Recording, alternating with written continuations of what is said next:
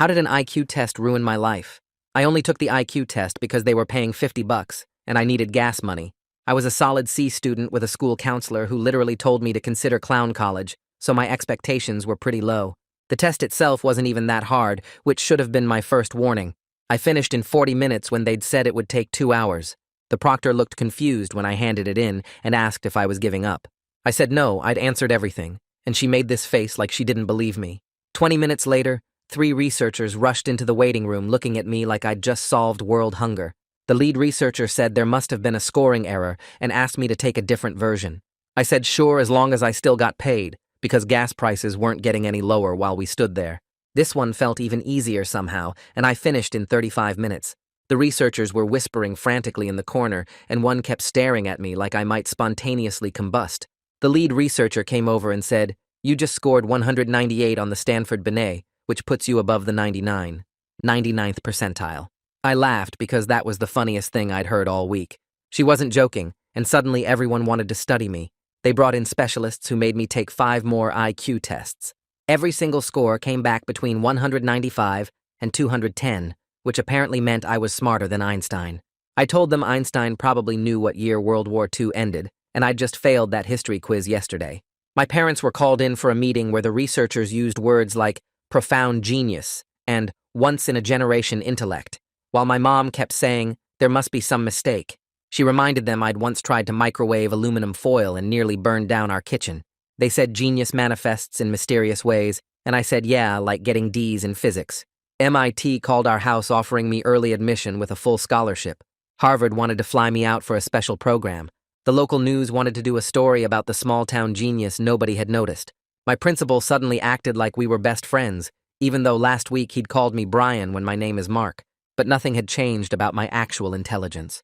I still couldn't understand calculus, and honestly wasn't even sure what calculus was for.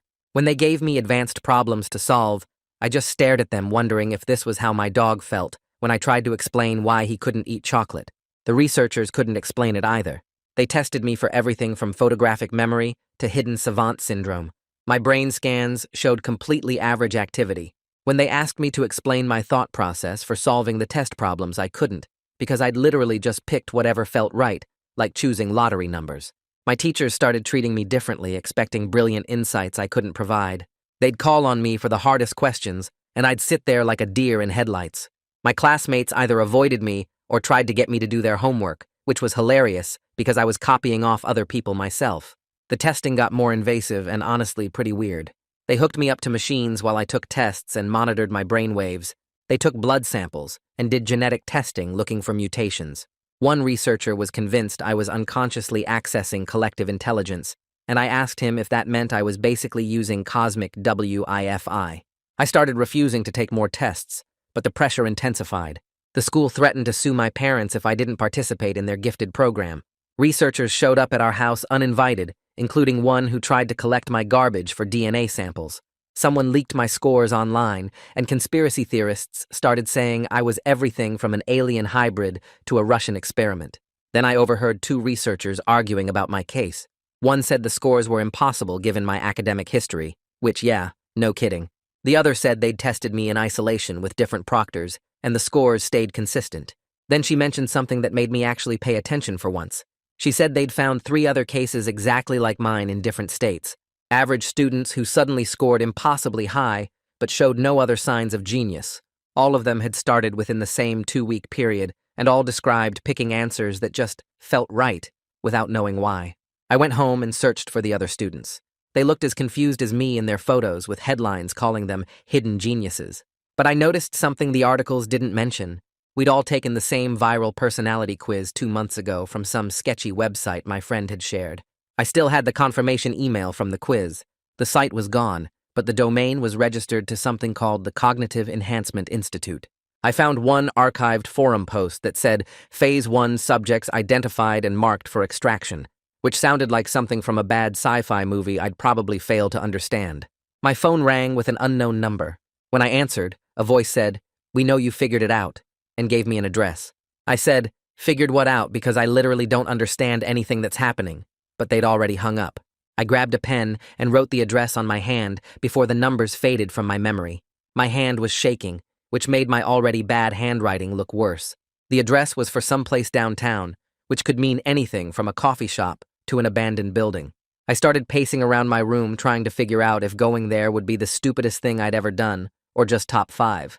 My mom walked in without knocking like always, and saw me walking back and forth staring at my hand. She asked what was wrong, and I tried to play it off, but she knows all my tells. I ended up telling her everything about the phone call, because keeping secrets from her never works anyway. Her face went through about 6 different expressions in 10 seconds. She immediately went into protective mode and grabbed her phone to call Dad at work. She told him to come home right away because we needed to discuss this as a family. Dad tried to ask questions, but she just kept saying he needed to get here now. While we waited for him, I showed her the address, and she looked it up on her phone. The building had multiple businesses listed, so we couldn't tell what it actually was. Dad got home in 20 minutes, which was a record from his office. Mom explained everything while I sat there feeling like a little kid in trouble. Dad thought we should at least hear what they had to say since they already knew where we lived anyway. Mom was convinced it was either a scam or something dangerous and wanted to call the police. They went back and forth for an hour, while I mostly stayed quiet. We finally agreed I could go, but only with strict rules about safety. That night I barely slept thinking about what could happen. The next morning, I woke up to 3 emails from the school, all marked urgent. They were threatening consequences if I didn't participate in their gifted program immediately. The emails used words like legal obligation and truancy, which seemed extreme for someone who couldn't even spell truancy without autocorrect. One email said they'd already enrolled me in advanced placement, everything starting Monday. Another threatened to report my parents for educational neglect if they didn't comply. The third one was from the principal personally asking me to reconsider for the good of the school's reputation.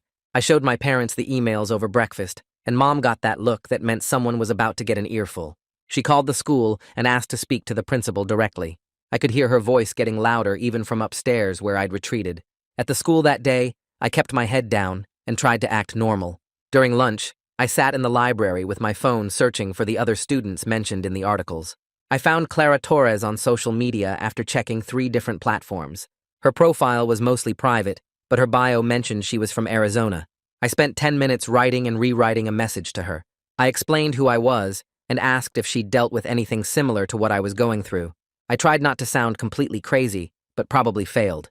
I mentioned the personality quiz hoping that would prove I wasn't just some random weirdo. After sending it, I immediately regretted it and spent the rest of lunch worried she'd block me.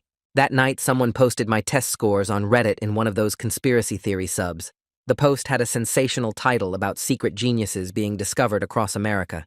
Within hours, I had hundreds of messages from all kinds of people. Some were researchers wanting to study me and offering money for interviews. Others were conspiracy theorists with theories about everything from alien DNA to government mind control experiments.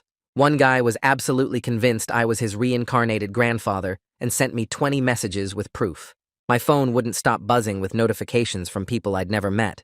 I turned off all my social media notifications and put my phone on silent, but the messages kept coming. Someone had even found my school email and flooded it with questions about my abilities. The next day, I decided to go to the address, but set ground rules with my parents first. We agreed on daytime only, and it had to be a public place with people around. I would text them the exact location when I got there and check in every 30 minutes. Dad wanted to come with me, but I convinced him to wait in the car nearby instead. The address turned out to be a co-working space downtown in a normal office building. Not the abandoned warehouse my paranoid brain had imagined all night. The lobby had security and signs for different businesses, including tech startups and a yoga studio. I texted my parents that it seemed safe and went up to the 3rd floor. The co-working space was full of people on laptops and having meetings in glass rooms. A guy about 30 walked up and introduced himself as Vaughn Lewis. He wasn't the government agent type I'd expected, but looked more like a tired grad student. He showed me his press credentials from a news website I'd actually heard of. He explained he'd been tracking the Cognitive Enhancement Institute for months after getting a tip about their testing programs. We sat at a table in the corner, where he pulled out a folder full of documents. He showed me emails between the institute and testing companies discussing something called cognitive priming protocols. There were charts showing test score patterns that matched mine exactly. He pointed out sections about using preliminary assessments to create favorable testing conditions. He needed someone who took both the quiz and the IQ tests to help prove the connection. He said I was the first person who'd actually responded to his attempts to reach out. I wasn't sure I trusted him completely, but the documents looked real enough. Right then, my phone buzzed with a message notification from Clara Torres. She'd messaged me back confirming she took the same personality quiz about 2 months before her IQ scores spiked. She'd been dealing with similar pressure from her school and researchers trying to study her. She said she was relieved to find someone else going through this, because everyone thought she was lying about not being a genius. She sent screenshots of her quiz confirmation email that looked exactly like mine. That evening, I went through my email to find the original quiz confirmation while my parents watched TV. I discovered cached data in my browser, showing how my answers were recorded with timestamps and response patterns. The timestamp matched exactly 2 months before my first IQ test down to the day. The sending domain linked back to the Cognitive Enhancement Institute just like I'd found before. Everything was starting to connect in ways that made this whole thing feel less random and more planned. The next morning, my phone started buzzing at 6:30 with texts from the school saying I had a mandatory meeting at 10 and attendance was required. My mom read the message over my shoulder while making coffee and immediately grabbed her phone to call in sick to work. She drove me to the school muttering about how they couldn't just demand meetings without proper notice, but we both knew they'd find a way to make it stick. The meeting was in the principal's office with him, the guidance counselor, and 2 people from the district I'd never seen before. They had folders spread across the desk with my name on tabs, and one of the district people started talking about my obligation to the school community. She said my test scores meant I had a responsibility to participate in their advanced placement program, starting immediately. I asked if I could record the conversation on my phone for my parents, and the principal actually reached over and put his hand on my phone saying that wouldn't be necessary. My mom stood up so fast her chair scraped against the floor and said we were leaving if they wouldn't let us document the meeting. The district woman said leaving would be considered truancy and could have serious consequences for my academic standing. They spent 20 minutes going back and forth about requirements and obligations, while I sat there thinking about how I still had a C- in chemistry. The principal kept saying this was an opportunity, while my mom kept asking what would happen if I said no. Nobody would give her a straight answer, which made her angrier with each dodge. They finally let us leave after making us sign a paper saying we'd been informed of the meeting's content, though my mom wrote "signed under protest" next to her name. That night, I heard my parents in the kitchen having their first real fight in months about what to do. Dad kept saying we should just go along with it for now to avoid making enemies at the school, since I still had 2 years left. Mom slammed a cabinet and said she wasn't letting them treat me like some kind of lab experiment just because of weird test scores. Dad said fighting the school would make my life harder, and Mom said letting them do whatever they wanted would be worse. They went around in circles for an hour with Dad trying to find middle ground and Mom getting more protective with each suggestion. I put my headphones on, but could still hear them through the music. The next day at the school was worse than anything since the scores went public. Kids surrounded me at my locker asking me to solve random math problems they'd found online. Someone shoved a Rubik's Cube at me saying a genius should solve it in seconds. A group of seniors wanted me to predict their SAT scores based on their GPAS. I kept saying I didn't know how to do any of that, but they just laughed like I was being modest.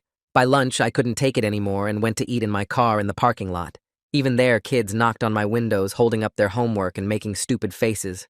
I drove to a gas station just to eat my sandwich in peace. That afternoon, I sat at my desk and made a list trying to organize everything I actually knew for sure. The list was pathetically short. Took a quiz 2 months ago, scored high on IQ tests, couldn't explain the answers, found 3 other kids with the same pattern, quiz linked to Cognitive Enhancement Institute. Someone called knowing I'd figured something out. Everything else was just guessing and paranoia. The facts barely filled half a page even with my terrible handwriting. I added question marks next to things I suspected, but couldn't prove, like the quiz being designed to affect test answers. Looking at it all written out made me realize how little control I had over any of this. The next morning, walking to the school, I kept checking behind me, convinced someone was following. Every car that slowed down made me walk faster. A woman walking the same direction for 3 blocks had me ready to run.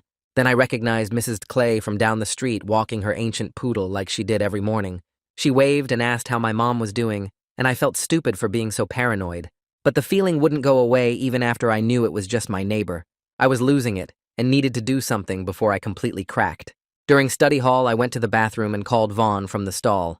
I asked if he knew any lawyers who could help with the school trying to force me into programs. He said he knew someone named Faye Caldwell, who specialized in educational rights and had dealt with testing controversies before. He texted me her number and said to mention his name when I called. I called her office during lunch, and her assistant set up a meeting for that afternoon. My parents both came with me to Faye's office downtown. She was younger than I expected, with certificates all over her walls and a desk covered in legal pads. She actually listened while I explained everything without interrupting or looking at me like I was crazy.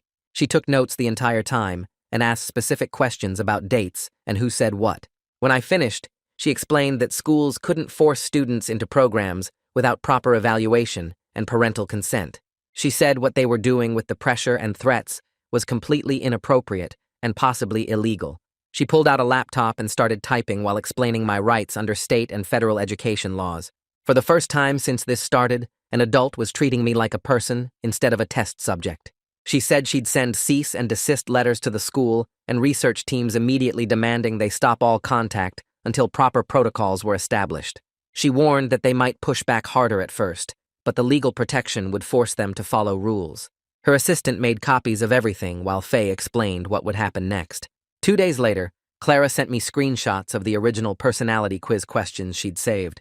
We spent an hour comparing them to the IQ test problems I remembered, and the patterns were obvious. The quiz questions about pattern recognition matched exactly with spatial reasoning problems on the IQ test. The word association section lined up with verbal reasoning questions. It was too perfect to be random. Meanwhile, Vaughn was digging into public records and filed requests for any contracts between the testing companies and the institute. He showed me how to properly document everything and keep multiple copies in different places. He said protecting sources and keeping good records were basic journalism skills that apparently I needed now.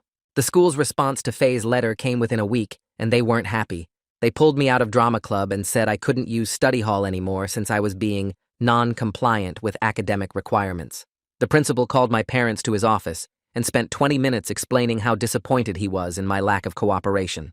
My mom sat there taking notes while Dad kept checking his phone and looking annoyed about missing work. Faye got the news within hours and immediately fired off a complaint to the district, calling their actions discriminatory and retaliatory. Requested Reds is on Spotify now. Check out link in the description or comments. She attached copies of all our previous correspondence and highlighted the parts where they'd threatened us first. The district's legal department got involved, which made everything 10 times more complicated. Meanwhile, the research team reached out through Faye with a new proposal about bringing in someone independent to verify the test results. They wanted to prove the scores were real, but without their direct involvement this time. Faye spent 3 days going back and forth with them about what tests could be used and who would control the data. She made them agree that we'd have full ownership of any results and could decide how they got used. They finally agreed to her terms and suggested a psychometrician named Isabella Rock, who had no connection to their team or the institute.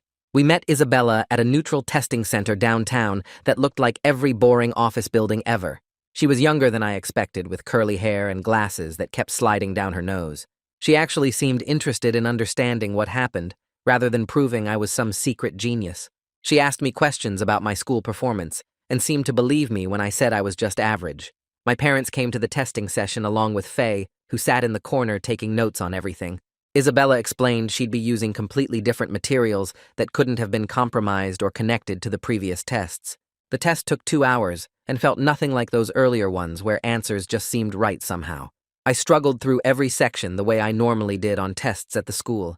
I kept second-guessing myself and changing answers, which I never did on those weird IQ tests before. When I finished, Isabella said the results would take a few days to process properly. 3 days later, we got the call to come review the results at her office. The scores were exactly what I'd expected all along, completely average for a high school student. My IQ came back at 102, which put me right in the middle of normal range. Isabella showed us the detailed breakdown, and every section matched my actual academic performance perfectly. For the first time in weeks, I felt like I could breathe normally again. Isabella spent another hour going through the original test results, looking for what she called contamination patterns in the data. She pointed out irregularities in the scoring that suggested external factors influenced the results rather than actual ability. She was careful with her words, but clearly thought something fishy had happened with those first tests. She showed us statistical models that demonstrated how certain answer patterns could create false high scores. That same week, Vaughn called me excited about something he'd received from an anonymous source at the institute. Someone had sent him part of an internal presentation about Phase 1 optimization protocols that referenced using preliminary assessments to create favorable testing conditions. The documents were heavily redacted but showed they'd been studying ways to manipulate test outcomes. He was working on verifying the authenticity, but said this could be the smoking gun we needed. 2 days later, I got an encrypted email from someone calling himself Hugh Neff, who claimed to have insider knowledge about the Institute's methods. He wanted to meet at the public library, but had all these weird requirements about security precautions. He said to come alone and sit in the third-floor reference section at exactly 2 p.m. on Tuesday. He'd approach only if he was sure nobody had followed me, which sounded completely paranoid. I showed the email to Vaughn, who said whistleblowers often acted this way when they were scared of retaliation. Tuesday came, and I spent 10 minutes pretending to look at encyclopedias in the reference section, feeling ridiculous. Hugh showed up looking nothing like I expected, just a normal guy in khakis and a polo shirt. He sat down at my table and immediately pulled out a folder full of printed documents and spreadsheets. He explained in a quiet voice that the personality quiz contained specific priming sequences designed to activate pattern recognition in later tests. He showed me code snippets and flowcharts that mapped exactly how the quiz questions prepared people's brains for the IQ test patterns. Then he explained the real kicker, which was a scoring bug in the speed normalization algorithm that could massively inflate scores for people who answered quickly without thinking. He said the Institute knew about the bug, but kept using it because it gave them the results they wanted. The documents showed how answering fast without deliberation could trigger score multipliers that turned average performance into genius-level results. He left me copies of everything and disappeared as quickly as he'd arrived. That night, I couldn't sleep and just lay in bed staring at the ceiling thinking about everything. Part of me had wanted to be special, even though I knew deep down I wasn't. The shame of falling for their manipulation mixed with anger at being used as some kind of experiment. I realized I'd been letting everyone else control this situation while I just went along with whatever happened. It was time to stop being passive and actually do something about this mess. The next morning, Faye showed up at our house with 3 external hard drives and a stack of folders. She made copies of everything we had, including Hugh's documents and the quiz emails and the test results. She uploaded files to secure cloud storage and gave my parents passwords written on paper she said to keep in a safety deposit box. She told us she'd seen too many cases where evidence just disappeared when schools got nervous about lawsuits. While she was organizing everything, the school board sent another letter that arrived by certified mail. They were threatening truancy charges if I kept refusing their gifted program, even though Isabella's tests showed I was completely average. The letter used legal language about mandatory attendance and educational requirements that made my mom's hands shake as she read it. Faye grabbed the letter and immediately started typing on her laptop, drafting an injunction response. She filed it electronically that afternoon, and within 2 hours the district's lawyers were calling her office. The situation was getting way more complicated, with lawyers arguing about jurisdiction and standing and other stuff I didn't understand. That evening, Clara texted me a screenshot of an email she'd gotten from the Institute. They were offering her $20,000 to sign an NDA about her testing experience. The email said the money was for her participation in their research, but the attached document was all about not discussing anything publicly. She'd gotten the same weird high scores I had, and now they wanted to buy her silence. The pattern was obvious, and Faye said this was exactly what guilty organizations did when they were scared. Meanwhile, Isabella was working on something she said would prove Hugh's claims scientifically. She spent 3 days running computer simulations using the scoring algorithm Hugh had described in his documents. She created virtual test takers who answered quickly without thinking, just like we had done. Her models produced scores between 195 and 210, exactly matching what had happened to us. She showed us graphs and charts demonstrating how the bug multiplied scores when someone answered fast without deliberation. The scientific backing made Hugh's whistleblower claims impossible to dismiss as conspiracy theories. Vaughn called that night with his own discovery that connected even more dots. He'd been digging through corporate records and found a partnership memo between the Institute and the test publisher. The memo was dated 6 months before any of us took those IQ tests. It outlined plans for the Institute to use test data to validate their theories about intelligence enhancement. The conflict of interest was right there in black and white, showing they'd rigged the whole system. That weekend, my family sat around the kitchen table for hours, discussing what to do next.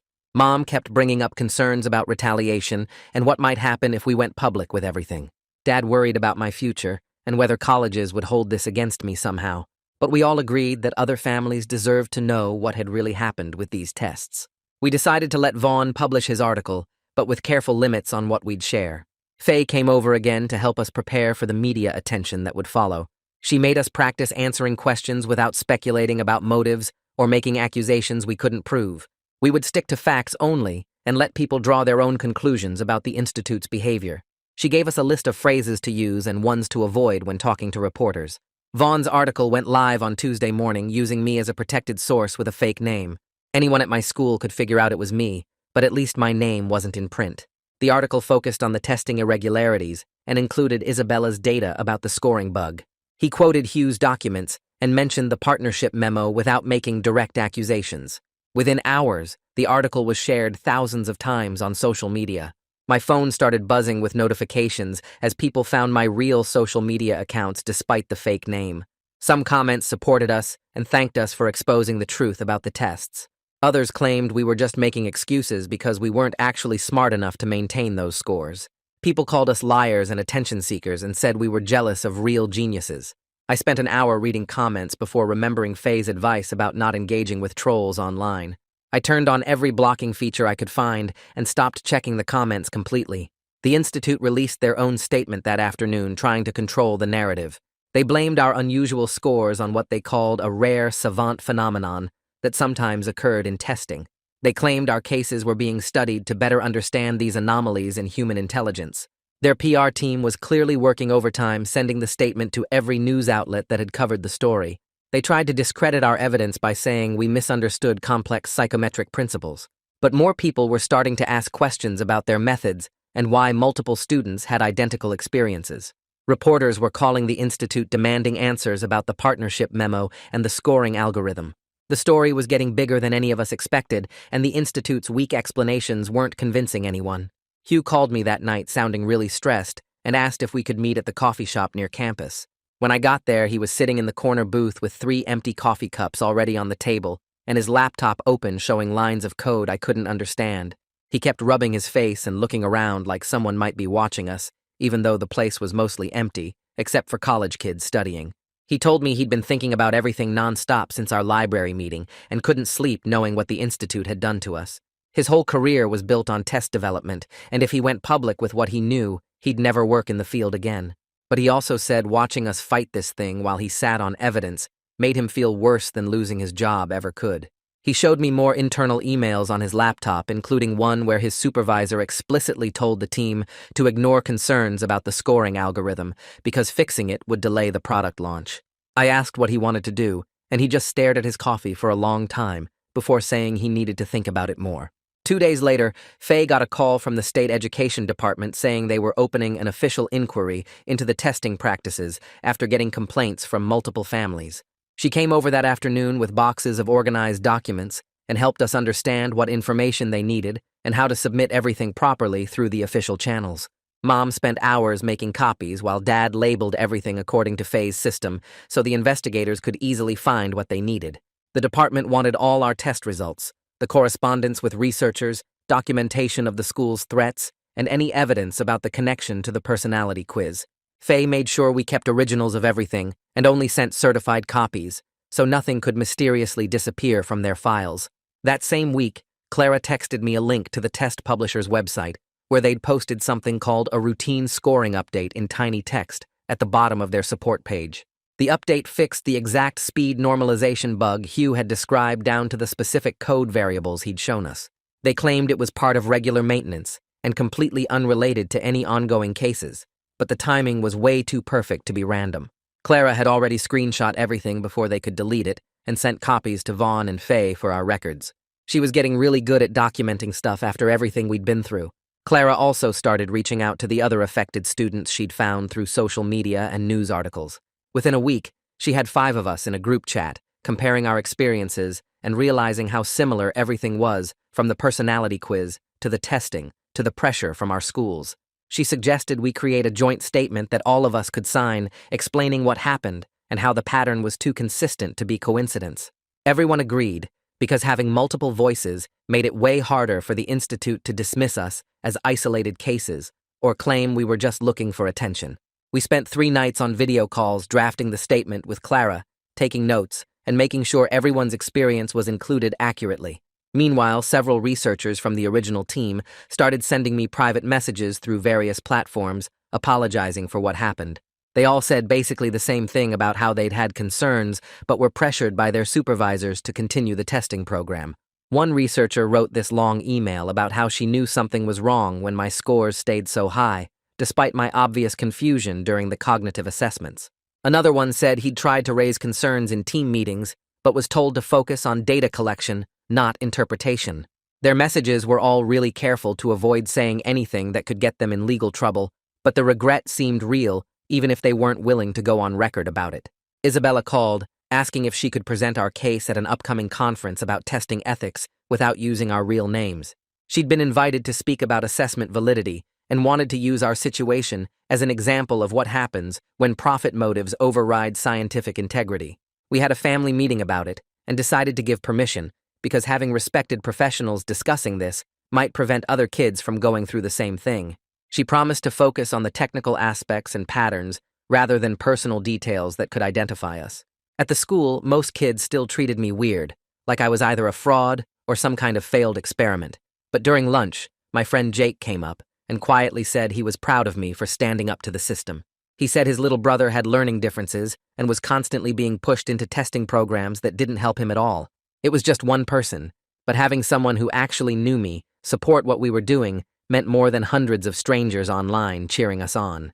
That evening, Mom and Dad sat at the kitchen table with a calculator and stack of bills looking really worried. Even with Faye's reduced rates, the legal costs were adding up fast, and Dad's insurance only covered so much. Mom kept saying we should keep fighting, but I could see her doing the math on how many extra shifts she'd need to pick up at work. When I mentioned this to Faye, she immediately offered payment plans and connected us with something called the Educational Justice Fund that helped families in situations like ours. She filled out the application herself, and within a week, they approved partial funding for our legal expenses. Hugh finally made his decision and sent Vaughn a massive encrypted file with complete internal documents, including actual source code showing how the personality quiz data got integrated into the testing algorithm. He needed someone independent like Isabella to verify everything before it could be published because he wanted to make sure the technical details were explained correctly. Vaughn forwarded everything to Isabella, who spent 2 weeks setting up a controlled testing environment to replicate exactly what Hugh had described. She recruited volunteer test subjects who hadn't taken the personality quiz and others who had, then ran them through modified versions of the IQ tests using the buggy algorithm. Her results matched our experiences perfectly, with quiz takers scoring an average of 40 points higher when the speed normalization bug was active. She documented everything with video recordings and detailed statistical analysis that proved beyond doubt what had happened to us. With Isabella's verification complete, Hugh felt confident enough to let Vaughn publish everything, including his name, as the source. The next morning, I woke up and checked my phone to find Vaughn's article had gone live overnight, with Hugh's name right there as the primary source. Within hours, the story exploded online, with people sharing it everywhere and major news outlets picking it up. I sat at the kitchen table eating cereal while watching the numbers on the article climb past 100,000 shares. Mom came in and saw me scrolling through comments and asked if I was okay with all this attention again. I told her something weird had happened overnight, because for the first time in months, I didn't care what anyone thought about my test scores. The weight of pretending to be something I wasn't had finally lifted, and I could just be regular Mark who needed help with homework and forgot where he put his keys. 3 days later, we got called to a state education department briefing where officials announced they were sanctioning the testing company and requiring independent verification for all future assessments. The room was packed with reporters and other families who'd been affected by similar testing issues. The department spokesperson read from prepared notes about new oversight requirements, while Faye took notes on every detail. They weren't admitting the state had done anything wrong, but at least they were making changes to prevent this from happening again. A week after that, Faye called to say the Cognitive Enhancement Institute had sent a settlement offer that included what they called a formal apology. She came to our house with the documents and went through every line with a highlighter, making sure they were actually admitting fault and not just expressing vague regret about misunderstandings. The money wasn't huge, but it would cover our legal costs and leave enough for community college tuition. More importantly, they agreed to shut down their testing programs and submit to external audits for 5 years. The school district took longer to respond, but eventually sent a letter agreeing to publicly correct all their statements about my supposed genius status. They removed me from all advanced program requirements and updated their policies about mandatory testing participation. The principal even called to apologize personally, though he still got my name wrong twice during the conversation. Isabella arranged for me to take one final test under completely controlled conditions, with no connection to any previous testing materials. I sat in a plain room with a standard test booklet and answered questions the normal way, without any weird feelings or mysterious intuition. When the results came back, showing I was exactly average academically, Isabella wrote an official report confirming everything we'd been saying about the manipulation. She sent copies to every organization involved and posted her findings publicly so nobody could claim we were making excuses. The media coverage started shifting away from us personally to investigating the broader testing scandal, with reporters digging into other companies using similar methods. Online trolls still popped up claiming we were part of some conspiracy, but I'd learned to laugh at their theories about alien DNA and government mind control programs. Clara messaged me one afternoon with huge news that Vaughn had recommended her for a journalism internship at his paper. She'd written a sample article about her experience with the testing, and they loved her perspective as someone who'd lived through it. Seeing her turn this mess into an actual opportunity made our whole group feel like we were winning in small ways that mattered. Hugh sent an email saying he'd accepted a position with a nonprofit focused on testing ethics and accountability. He'd basically destroyed his old career by going public, but found new purpose in making sure nobody else got manipulated like we did. He was already working on proposals for federal oversight of intelligence testing and consulting with lawmakers about closing the loopholes that let this happen. Vaughn's investigative series ended up winning 3 regional journalism awards and got nominated for a national prize in education reporting. At the awards ceremony, he made sure to credit all of us as sources and thanked us for trusting him with our story. The recognition kept pressure on officials to actually follow through with reforms instead of letting everything quietly fade away. Back at home, things slowly returned to something like normal, though we were all tired of talking about IQ tests and genius scores. Dad started helping me look at community colleges with automotive programs since I'd always been good with my hands, even if I couldn't understand calculus. Mom stopped stressing about my grades so much and focused on making sure I was actually learning useful skills. We had family dinners where nobody mentioned test scores or college admissions or anything related to intelligence. My younger sister joked that she was never taking any online quiz ever again after seeing what happened to me. The settlement money came through just in time for spring semester registration at the local community college. I signed up for basic requirements and an intro automotive class that actually seemed interesting. The advisor didn't care about my IQ scores and just wanted to make sure I understood the attendance policy and homework requirements. Walking around campus felt normal in a way that high school hadn't been for months, with nobody staring at me or expecting me to solve impossible problems. Some kids from my high school were there too, and we naturally fell back into our old dynamics of copying homework and complaining about teachers. One girl from my English class said she was glad everything worked out and that she'd never believed I was secretly a genius anyway, because she'd seen my spelling tests. It was the most honest thing anyone had said to me in months, and I actually appreciated it. The school board meeting happened 3 weeks later, where they voted on new testing rules after our case made them look bad. They passed requirements for written consent forms and independent oversight for any IQ or intelligence testing programs. The policy said no student could be pressured into advanced programs based solely on test scores anymore. Dad sat with me in the back row watching them vote unanimously while reporters took notes. My old principal avoided eye contact when he had to read the new guidelines out loud. The next morning, I drove to the community college to meet with an advisor about actual classes I could handle. She pulled up my real transcript with all those C's and D's, and we talked about basic requirements first. She suggested starting with general education classes and maybe exploring the automotive program since I mentioned liking cars.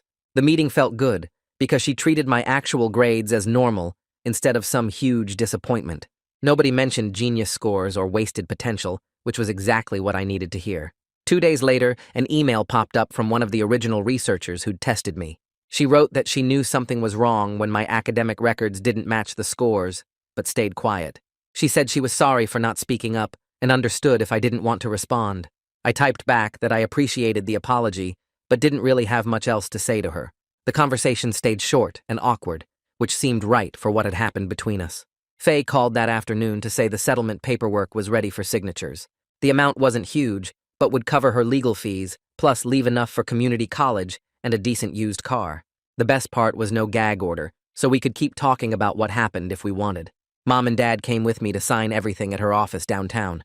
The whole process took less than an hour with everyone being professional, but clearly ready to move on. I spent the weekend deleting old social media accounts and starting fresh with locked-down privacy settings. My new profiles had no mention of IQ tests or genius scores or any of that mess. I kept it simple with just close friends and family who actually knew the real me. The conspiracy theorists could keep arguing about alien hybrids without my participation. Back at the school, most kids had moved on to newer drama and left me alone. But this freshman girl came up to me near the lockers looking nervous. She said the school had tried to pressure her into similar testing last month. Because of our case and the new rules, she could refuse without getting in trouble. She thanked me for standing up to them, even though it must have been hard. I told her I was glad something good came from all that chaos. That night, I thought about everything while doing homework at the kitchen table. My identity had nothing to do with fake test scores or being special or any of that. I was just Mark who needed gas money and made okay jokes sometimes. Being average felt honest and real, which was worth more than any genius label. The settlement check cleared the next week, so I started looking for cars online. I found an old Honda that needed work, but ran decent enough to get around town. The seller was this retired mechanic who threw in some tools when I mentioned wanting to learn about engines. I spent the next month fixing small things on the car using YouTube videos and the manual. New spark plugs made it run smoother, and I figured out how to change the oil myself. Each repair felt like a real accomplishment, because I actually understood what I was doing. The part-time job at the hardware store covered gas and insurance with some left over for parts. My manager liked that I showed up on time and didn't complain about inventory work. He didn't know or care about the whole IQ test thing, which made work feel normal. The last Saturday of the month, I filled the tank with my own money from my paycheck. The gas gauge showed full for the first time since I'd bought the car. It was such a small thing, but after everything that happened, it felt like the best victory. Normal life with normal problems and normal wins was exactly what I wanted all along. That's my perspective on it. But I always want to hear yours, because the comments are where the real fun happens. Would you have done it differently?